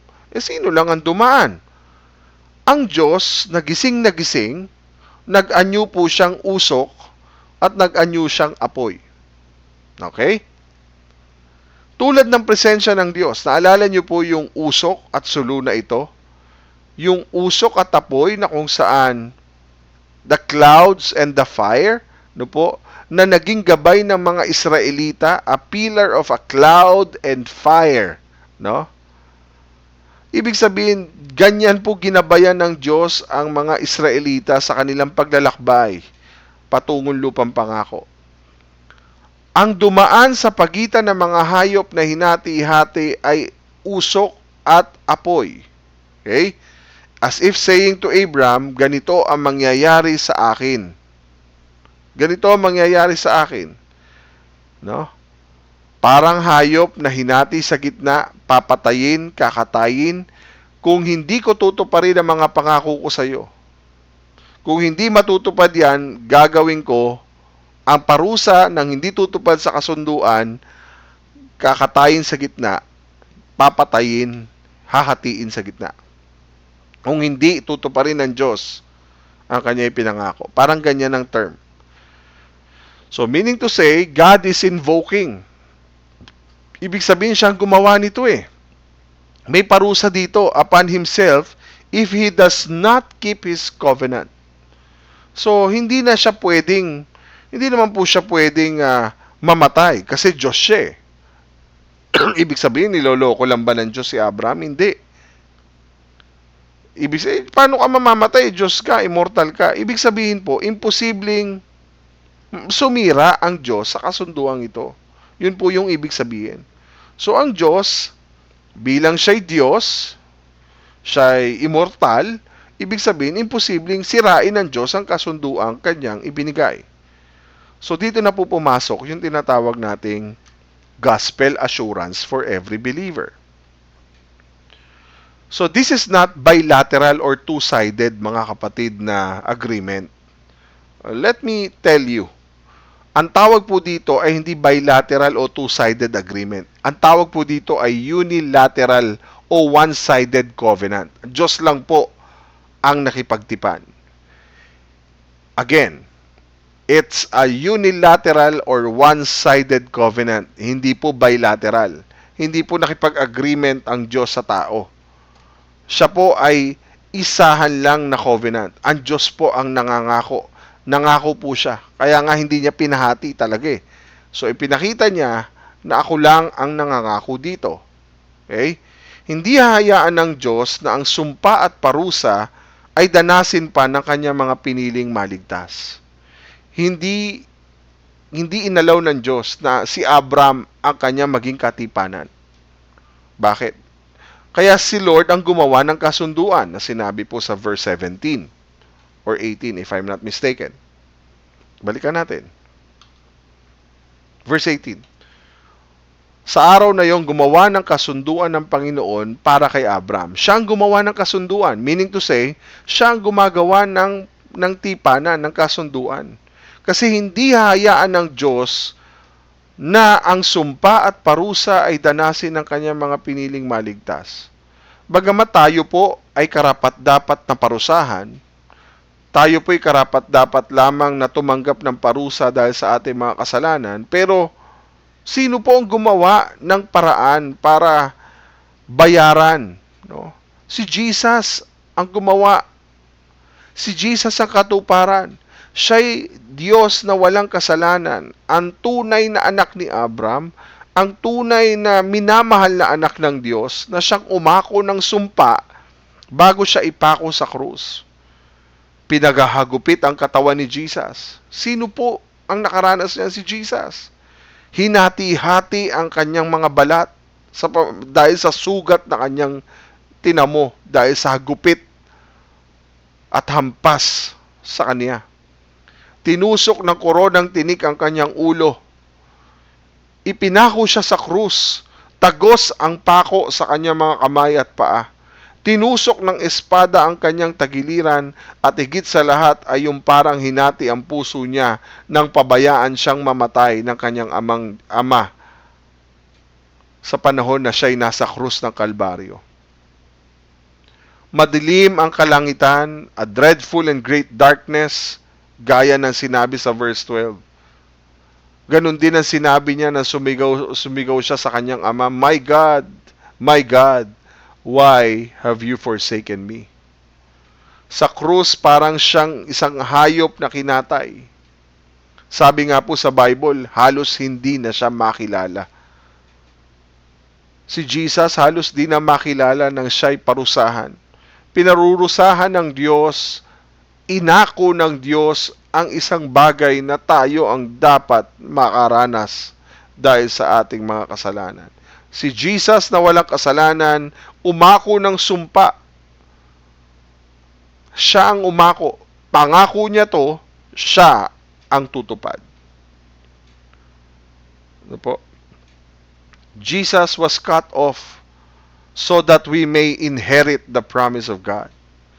Si Jesus ang umako ng lahat ng ating sumpa ng kasalanan para lang maranasan mo, para matanggap mo ang kanyang pangako ng Diyos sa iyong buhay. Si Lord ang gumawa ng paraan. So as we remember Jesus in the cross of Calvary, kung papaalala sa atin ng Lord, mamaya magte-take tayo ng katawan at dugo ng ating Panginoon, alalahanin natin kung gaano ka makapangyarihan ng Diyos. Kung nalulungkot ka dahil sa nangyayari ngayon, natatakot ka sa mangyayari sa kinabukasan, hindi sapat ang mga paalala, hindi sapat ang mga memories. Katulad ng binabalik ng Facebook, 3 years ago, this is your memory, 10 years ago. Hindi ka dapat matakot sa kung anong mangyayari sa iyo in the future. Actually, mga kapatid, sa mga taong nagbabalik tanaw sa kanya mga nangyari sa kanya sa mga nakalipas na panahon, dadaling ka lang yan 3 to 5 years ago. And as we look back sa story ni Abraham, ganun din tayo eh. Ibabalik lang din tayo ni Facebook. Ganun din tayo. Sa panahon natin ngayon, binabalik tayo ni Facebook, 10 years ago, ganito ang ginawa mo. Sa Bible, as we look back sa story ni Abraham, that was 4,000 years ago. Ipinapaalala sa atin ang Bible kung ano nangyari kay Abraham 4,000 years ago. Ano nangyari na tinuturuan tayo ng Bible, ano nangyari 2,000 years ago?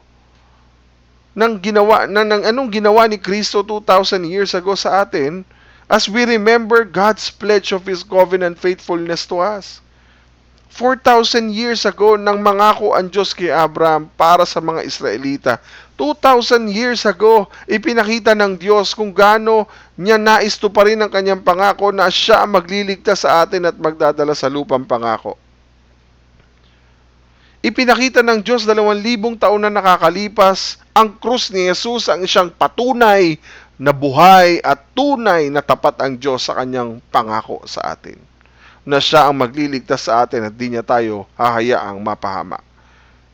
Yun ang pinaka-demonstration. Kumbaga sa kaso, ito yung exhibit A, exhibit number 1 ng kanyang perfect love sa buhay mo. Ito'y patunay, ito'y ebidensya mga kapatid. Ang krus ni Kristo ang ebidensya ng finished work of Jesus. Ang finished work of Jesus ay isang patunay na nais ng Diyos ipadama sa iyo ang kanyang pangako. At hindi siya kailanman puputol, titiwalag, aalis sa kanyang pangako dahil ito'y pinangako niya sa kanyang mga anak. Ang kanyang perfect love, ang kanyang perfect justice, ang kanyang great faithfulness to His covenant people. Mga kapatid, that is the true meaning of the gospel. Kaya may gospel. Gospel is about Jesus. God wants you to know na anak, may pangako ko sa iyo. Pangako ko sa iyo, ako magliligtas sa iyo. No? So remember the gospel every day. Masdan mo kung papaano naghirap, papaano nabayubay ang katawan ni Kristo sa krus ng Kalbaryo. Kung paano yung dugo niyang dumanak sa Kalbaryo para lang sa iyo, para sa atin. Binigyan din tayo hindi lang ng salitang papakinggan natin sa preaching ng gospel, but also visible signs, mga seal of His covenant for us. Kaya nga po tayo nagpapabautismo, hindi para sa relihiyon, para maging miyembro ka ng relihiyon, hindi. Kaya ka nagpapabautismo, kaya natin ginagawa yung dalawang bagay na ito, ang water baptism at Lord's Supper. Patunay po ito, it's a visible sign and seal of His covenant for us. Sa bautismo, hindi lang tayo nag-express ng ating pananampalataya sa Diyos. It's not just a public testimony of your faith. Hindi lang yon. Kaya ka nagpapabautismo because you want to be committed to follow Jesus into your life. But more importantly, no, sa bautismo, God is making a pledge. No? Nangangako ang Diyos sa iyo that you and me belongs to Him. Actually, one time lang yun. Sa Lord's Supper, tayo po ay nakakaroon ng regular covenant renewal. Ang tinapay at ang saro na gagawin natin mamaya ay paalala sa atin. This is our regular covenant renewal to God. Ang Lord's Supper is your covenant, is your regular covenant renewal. Ang Lord's Supper po ipinapaalala sa atin kung gaano katibay ang pangako ng Diyos sa atin. Na gusto kong maintindihan mo at gusto ng Diyos na maintindihan natin na itinali niya ang sarili niya para sa atin. We belong to God, we belong to His people, at tatanggapin natin ang mana ng kanyang ipinangakong great reward. Jesus Himself, Jesus Christ Himself, He is our treasure. Jesus Christ Himself is our joy forevermore. Sa susunod mga kapatid, na pagdudahan natin ang pangako ng Diyos. Sa susunod na parang pinagdududahan at hindi natin pinaniniwalaan ang pangako ng Panginoon, let me tell you this, mga kapatid. Let me tell you this. Sa tuwing nagdududa ka sa mga pangako ng Diyos, dahil parang ang dami-daming delays, ang tagal-tagal, naiinip ka na.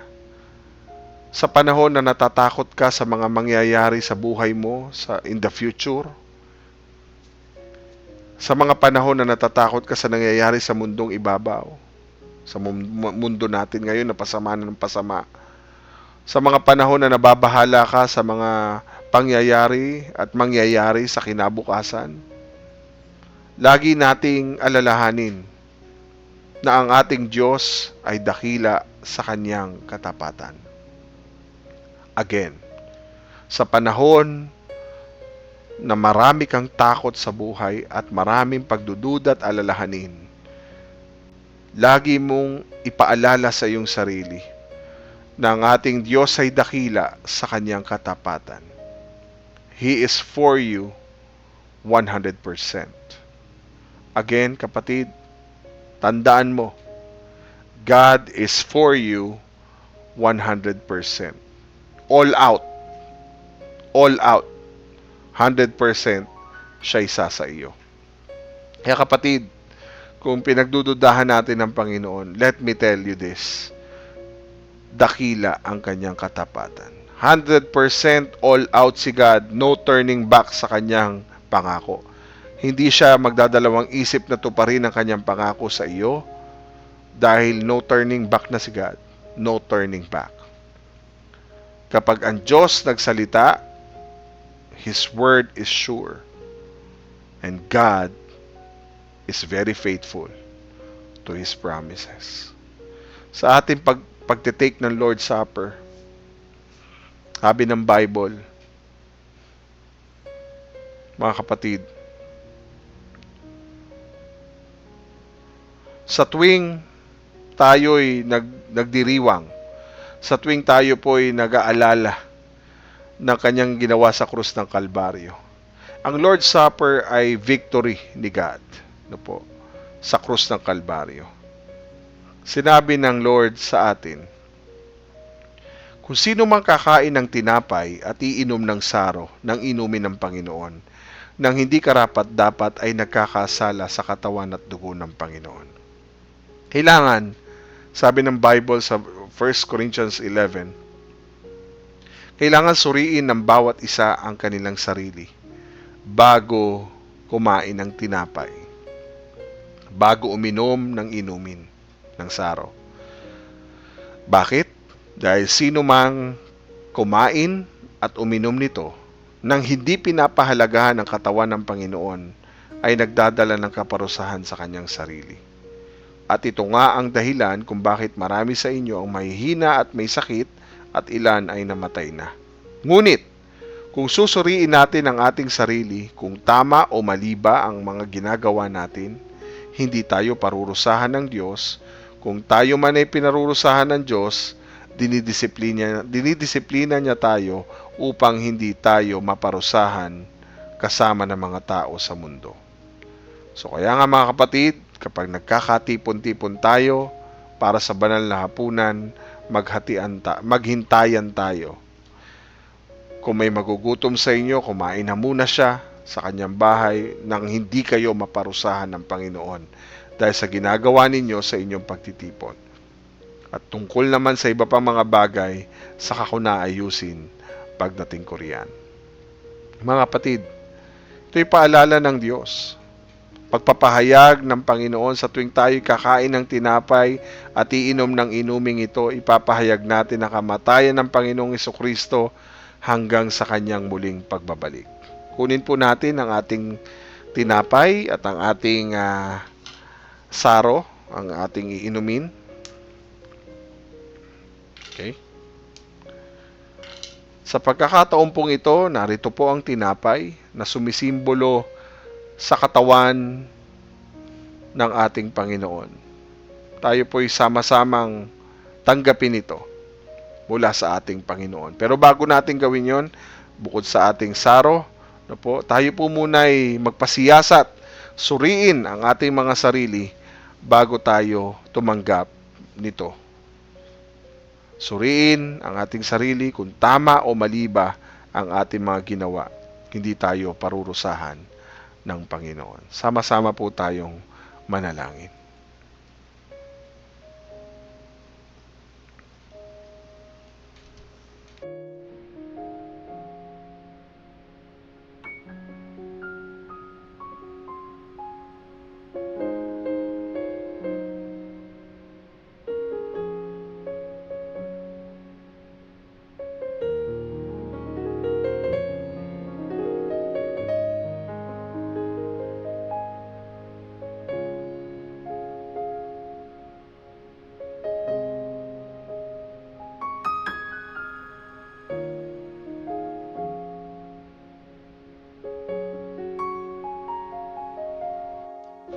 Ama naming Diyos, kami po'y nagpapasiyasat sa iyo sa umaga pong ito. Sa lahat ng aming karumihan, sa lahat ng aming mga kamalian, sa lahat po ng aming nagawang kasalanan, sa lahat ng mga pagsuway namin sa iyong kalooban at sa iyong mga salita. Kami po'y nagpapasuri, Panginoon, ng aming mga sarili. Alam namin, Lord, batid mo kung ito'y tama o mali sa aming mga ginagawa sa araw-araw. Kaya, Lord, kami humingi ng pagpapatawad mula sa iyo. Patawarin mo kami at pakalinisin ang lahat ng aming nagawang pagkakamali. Kami po'y nagpapakumbaba at humingi ng tawad sa iyo, Panginoon. Isip, salita at gawa. Patawarin mo kami, O Diyos. Tulungan mo kaming baguhin ang aming mga buhay. Sa pamagitan mo, Panginoong Jesucristo, makita sa amin ang bunga ng banal na Espiritu na namumuhay sa iyong kalooban. Salamat, Panginoon, dahil ikaw, O Diyos, ang nagtuturo sa amin. Sa tuwing aming gagawing alalahanin ang iyong ginawa sa krus ng Kalbaryo, nararapat lang na pasuri kami sa iyo sa aming mga sarili bago kami tumanggap nito. Dahil alam namin at pinahalagahan namin ang iyong katawan at ang iyong dugo. Dahil alam namin, Panginoon, ito ang dahilan kung bakit marami po sa amin ang mahihina at may sakit at mga ilan ay mga namatay na. Kaya Lord, ang iyong mga anak na tatanggap nito ay maging karapat-dapat sa iyo pong harapan sa pamagitan ni Kristo. Maraming salamat po. Kaya alalahanin namin, Panginoon, sa tuwing kami kakain at ng tinapay at iinom ng sarong ito, aming ipapahayag sa lahat ang kamatayan mo, O Diyos, hanggang sa iyong pagbabalik. Maraming salamat sa iyong pagliligtas sa amin, sa pagtatagumpay na ipinagkaloob mo sa amin, at aming alalahanin ang iyong ginawa sa krus ng Kalbaryo para sa katuparan ng iyong mga pangako. Thank you, God, sa iyong dakilang katapatan sa pagtupad ng iyong mga pangako. Thank you, Lord, for 100% dahil all out ka at lagi kang nandyan para sa amin. No turning back, no turning back. Your word is sure, O God. Maraming salamat po sa pangalan ni Kristo Jesus. Amen. Amen at amen. Taas po natin ang tinapay. Ito ang turo na binigay sa akin ng Panginoon at itinuturo ko naman sa inyo. Nang gabing traidorin ang Panginoong Hesus, kumuha siya ng tinapay, pagkatapos niyang magpasalamat sa Diyos, hinati-hati niya ito at sinabi, "Ito ang aking katawan na inihahandog para sa inyo. Gawin ninyo ito bilang pag-alaala sa akin." Sabay-sabay po nating tanggapin.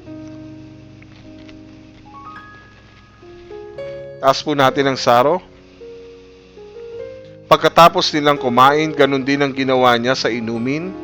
Kinuha niya ito at sinabi, "Ang inuming ito, ang bagong kasunduan na pinagtibay ng aking dugo. Tuwing iinumin ninyo ito, gawin ninyo bilang pag-alaala sa akin." Tanggapin po natin.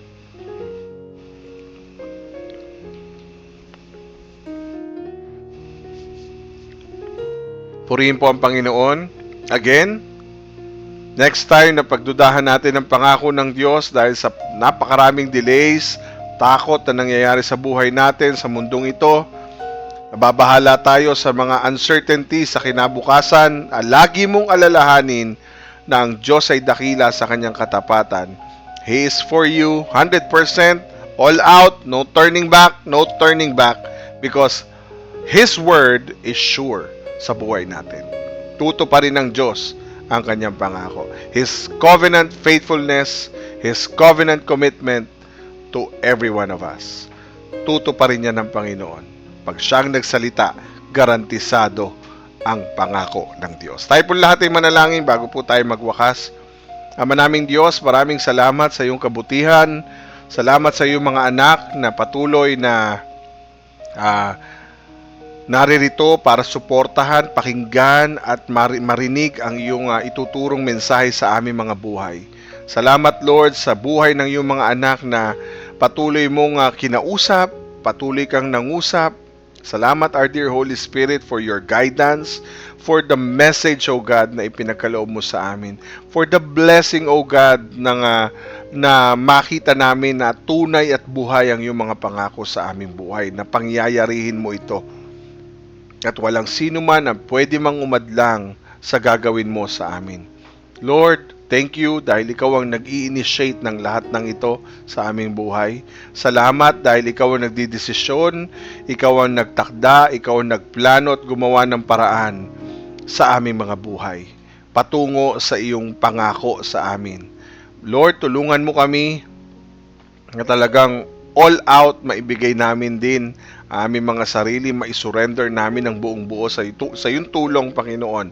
Katulad ni Abraham, Panginoon, nais mo magtiwala kami, manalig at sumunod sa nais at kalooban mo. Maraming salamat po, Panginoon. dahil sa effort na ginawa mo para tumibay ang tiwala namin sa iyo.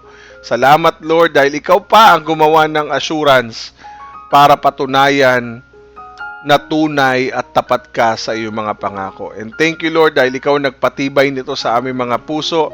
It's all about you, O God, doing everything para mas tumibay ang assurance na meron katulad si Abraham at katulad namin din ngayon. Maraming salamat po Panginoon. We bring back all the glory, honor, and praise to you, O God, all the glory. Thank you, God, sa napakagandang mensahe na ipinagkaloob niyo po sa amin ngayon pong araw na ito.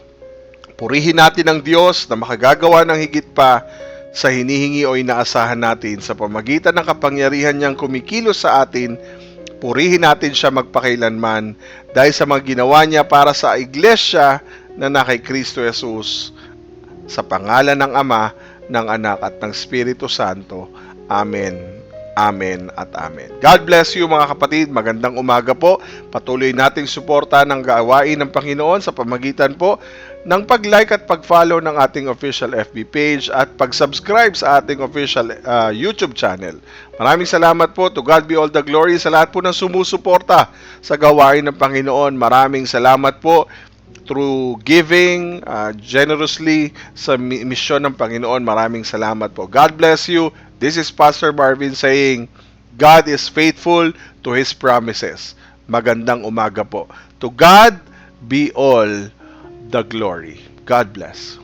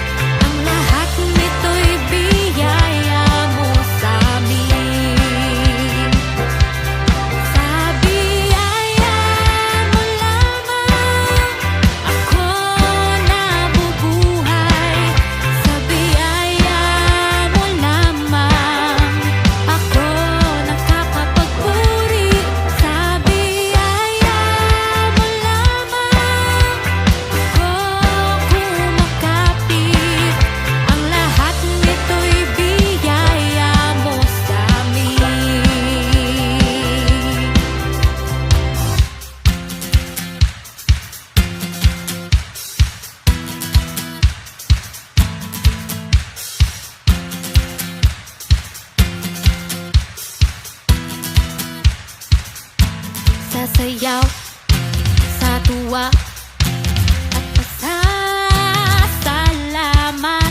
tatalon sa galak, papupurihan ka. Sasayaw sa tuwa at pasasalamat, tatalon sa galak, papupurihan ka. Sasayaw sa tuwa at pasasalamat, tatalon sa galak, papupurihan ka. Papupurihan ka. Sa biyaya mo lamang ako nabubuhay. Sa biyaya mo lamang ako nakakapagpuri.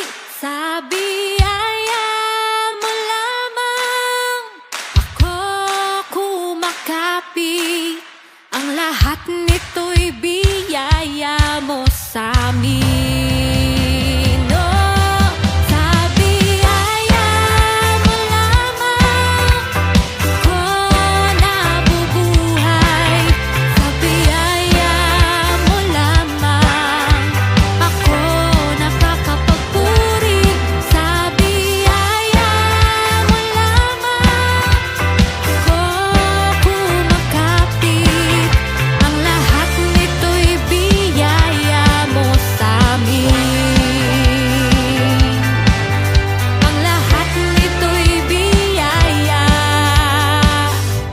mo sa amin.